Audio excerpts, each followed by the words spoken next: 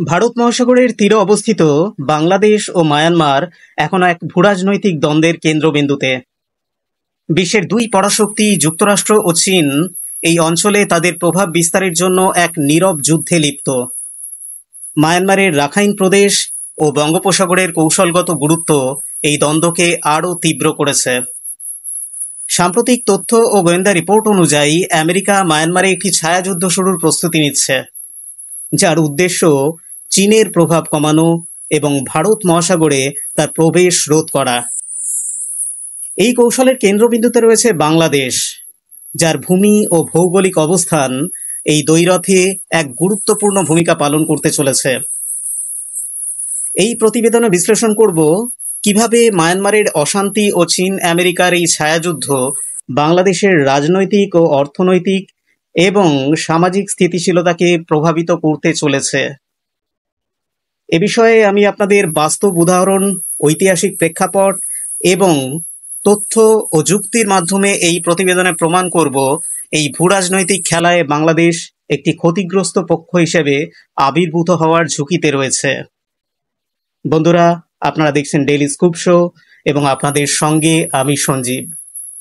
তবে চলুন শুরু করা যাক।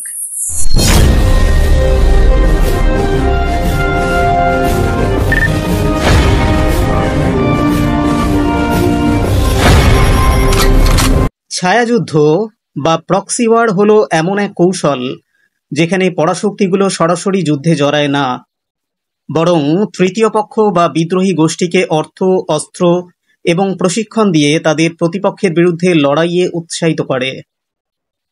ঠান্ডা যুদ্ধের সময় এই কৌশল ব্যাপকভাবে ব্যবহৃত হয়েছিল। যেমন 1979 সালে সোভিয়েত ইউনিয়নের আফগানিস্তান দখলের পর যুক্তরাষ্ট্র পাকিস্তানের গোয়েন্দা সংস্থা আইএসআই এর মাধ্যমে মুজাহিদিনদের অর্থ ও অস্ত্র সরবরাহ করে একটি ছায়াযুদ্ধ শুরু করে। এর ফলে আফগানিস্তান দীর্ঘ গৃহযুদ্ধে জর্জরিত হয়। মায়ানমারে এই ধরনের একটি ছায়াযুদ্ধের প্রস্তুতি নিচ্ছে যুক্তরাষ্ট্র, যার মূল লক্ষ্য চীনের কৌশলগত প্রভাব কমানো। মায়ানমারের ভৌগোলিক অবস্থান ভারত মহাসাগর ও বঙ্গোপসাগরের প্রবেশদ্বারে এটিকে একটি কৌশলগত কেন্দ্রে পরিণত করেছে। মায়ানমারের রাখাইন প্রদেশ এবং কিয়াকপিউ বন্দর চীনের চায়না মায়ানমার ইকোনমিক করিডোর, অর্থাৎ সংক্ষেপে যাকে বলা হয় সিএমএসি, এর একটি গুরুত্বপূর্ণ অংশ। এই করিডোর চীনের ইউনান প্রদেশ থেকে শুরু করে বঙ্গোপসাগরের তীরের কিয়াকপিউ পর্যন্ত বিস্তৃত। এর মাধ্যমে চীন ভারত মহাসাগরে সরাসরি প্রবেশাধিকার পেতে চায়, যা তাদের তেল ও গ্যাস আমদানির জন্য একটি বিকল্প রুট হিসেবে কাজ করবে। অন্যদিকে যুক্তরাষ্ট্র এই অঞ্চলে চীনের প্রভাব বৃদ্ধি রোধ করতে চায়। মায়ানমারের জুন্টা সরকার, যারা 2021 সালে সামরিক অভ্যুত্থানের মাধ্যমে ক্ষমতা দখল করে, তারা চীনের সাথে ঘনিষ্ঠ সম্পর্ক বজায় রেখেছে। এই সম্পর্ককে দুর্বল করতে যুক্তরাষ্ট্র বিদ্রোহী গোষ্ঠীগুলোকে সমর্থন দিচ্ছে, বিশেষ করে রাখাইন প্রদেশের আরাকান আর্মিকে। 2024 সালে যুক্তরাষ্ট্রের একটি উচ্চ পর্যায়ের প্রতিনিধি দল বাংলাদেশের তৎকালীন প্রধানমন্ত্রী শেখ হাসিনার সাথে সাক্ষাৎ করে। এই দলে ছিলেন মার্কিন বিদেশ দপ্তর, জাতীয় নিরাপত্তা পরিষদ এবং ইন্দো প্রশান্ত মহাসাগরীয় অঞ্চলের একজন ডেপুটি কমান্ডার। তারা মায়ানমারের বিদ্রোহী গোষ্ঠীগুলোকে অস্ত্র ও গোলাবারুদ সরবরাহের জন্য বাংলাদেশের ভূমি ব্যবহারের প্রস্তাব দেন।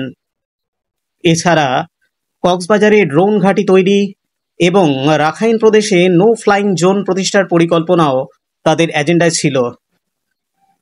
শেখ হাসিনা এই প্রস্তাব প্রত্যাখ্যান করেন, কারণ তিনি বাংলাদেশের সার্বভৌমত্ব ও নিরপেক্ষতা বজায় রাখতে চেয়েছিলেন।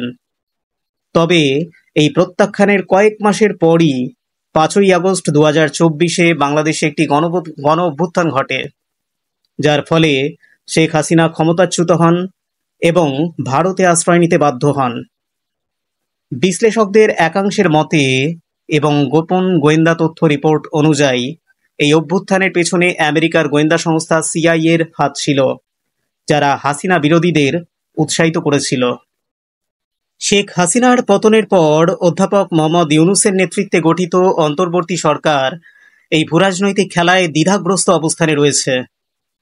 একদিকে যুক্তরাষ্ট্র তাদের প্রভাব বাড়াতে চায় এবং রোহিঙ্গা শরণার্থীদের ফিরিয়ে নিয়ে যাওয়ার জন্য মানবিক করিডোর তৈরির প্রস্তাব দিয়েছে।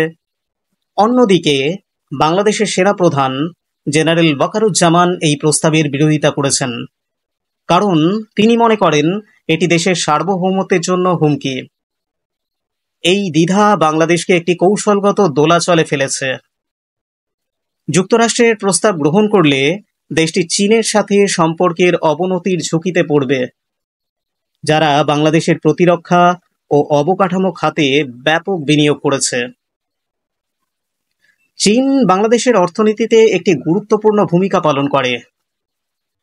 2025 সালে অধ্যাপক ইউনূসের চীন সফরে $210 কোটি বিনিয়োগ ও ঋণের প্রতিশ্রুতি পাওয়া গেছে। অবশ্যই আমি এখানে বারবার বলছি, এটা প্রতিশ্রুতি, যা বাংলাদেশের অর্থনীতির গতি ত্বরান্বিত করতে পারে। এছাড়া চীন বাংলাদেশের চট্টগ্রাম বন্দরের সক্ষমতা বাড়ানোর জন্য সহযোগিতা করছে, যা তাদের বেল্ট অ্যান্ড রোড ইনিশিয়েটিভের, অর্থাৎ সংক্ষেপে যাকে বলা হয় BRI প্রকল্প, তার একটি গুরুত্বপূর্ণ অংশ। চীনের এই বিনিয়োগ বাংলাদেশের অর্থনৈতিক উন্নয়নের জন্য গুরুত্বপূর্ণ হলেও এটি দেশটিকে চীনের প্রভাবের মধ্যে নিয়ে এসেছে। মায়ানমারে চীনের CEMC প্রকল্প বাংলাদেশের নিরাপত্তার জন্য গুরুত্বপূর্ণ, কারণ এটি বঙ্গোপসাগরে চীনের সামরিক উপস্থিতি বাড়াতে পারে। এদিকে যুক্তরাষ্ট্রের চীনা পণ্যের ওপর 10% শুল্ক আরোপ বাংলাদেশের পোশাক রপ্তানির জন্য সুযোগ সৃষ্টি করলেও দেশটির আভ্যন্তরীণ অস্থিরতা এই সুযোগ কাজে লাগানোর পথে বাধা হয়ে দাঁড়িয়েছে। শেখ হাসিনার পতনের পর বাংলাদেশের পোশাক শিল্পে অস্থিরতা বেড়েছে। এ নিয়ে আমি এর আগে আরেকটি ভিডিও বানিয়েছি এবং সেখানে বলেছি, গত 1 বছরে 94,000 কর্মী চাকরি হারিয়েছেন এই শিল্পে। এই অস্থিরতা বাংলাদেশের অর্থনীতিকে আরও দুর্বল করেছে, যা যুক্তরাষ্ট্রের কৌশলগত স্বার্থের জন্য উপযুক্ত মাটি তৈরি করেছে বাংলাদেশের মাটিতে। বাংলাদেশের অন্তর্বর্তী সরকারের অস্থিতিশীলতা এই ছায়াযুদ্ধের জন্য একটি উর্বর ক্ষেত্র। যুক্তরাষ্ট্রের সমর্থনে ইউনূস সরকারের মেয়াদ দীর্ঘায়িত হতে পারে, কিন্তু এটি দেশের আভ্যন্তরীণ রাজনৈতিক বিভেদকে আরও তীব্র করবে। সেনাবাহিনীর একাংশ, বিশেষ করে জেনারেল ওয়াকারুজ্জামান, আমেরিকার প্রস্তাবের বিরোধিতা করেছেন, যা সরকার ও সেনাবাহিনীর মধ্যে দ্বন্দ্ব সৃষ্টি করতে পারে।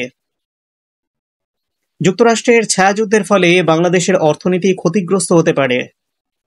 চীনের বিনিয়োগ বন্ধ বা কমে গেলে দেশটির অবকাঠামো উন্নয়ন বাধাগ্রস্ত হবে।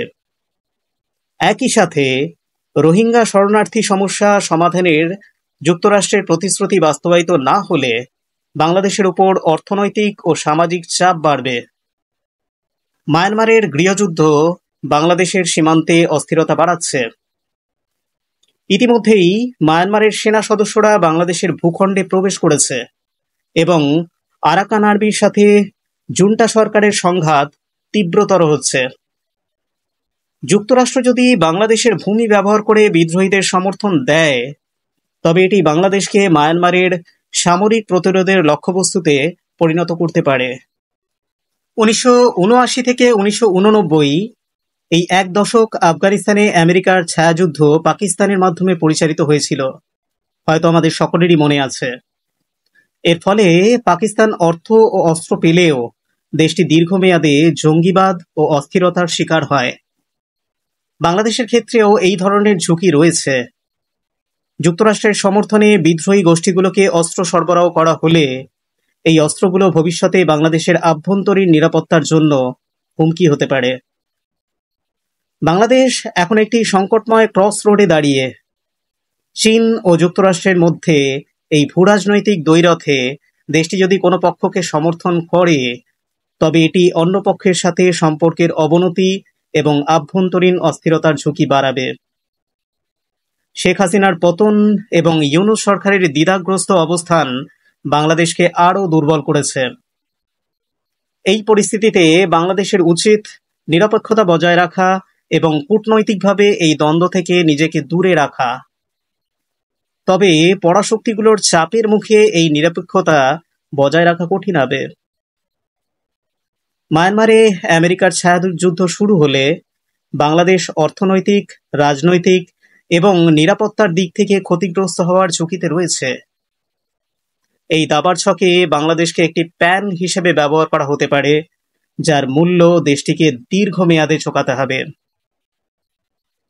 এ বিষয়ে আপনার মতামত কমেন্ট বক্সে জানাতে পারেন। পর্বটি ভালো লাগলে লাইক করুন, শেয়ার করুন এবং সচেতনতা ছড়িয়ে দিন।